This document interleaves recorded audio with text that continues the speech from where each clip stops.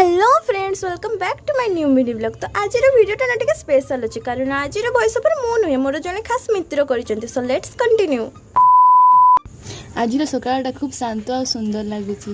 ठंडा पवन माटीर सुगंध वर्षार बुंद मन को एकदम शांत करमती पागरे गोटे गरम चा कि कॉफी मिलगने दिनटा भल हो जाए।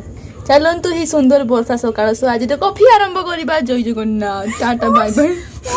आम भाग्यर तो कॉफीर सौभाग्य ना तेणु आम बनाऊे ओट्स सुंदर सुविधा आउ सुजोग मूल्य आम सांग मु मिसिकी बनाऊे ओट्स। देखु आम ओट्स पकड़े ओट्स आम फुटा लगे पानी भितर हूँ सहित पद्मा साहू भल ओट्स बनाए। देखु आम ओट्स केमती फुटा लगी क्षीर देनी आम कि काजू मिसीगला आमर ये आमर गार्निशिंग सरला ये आमर ओट्स प्रस्तुत हो गला।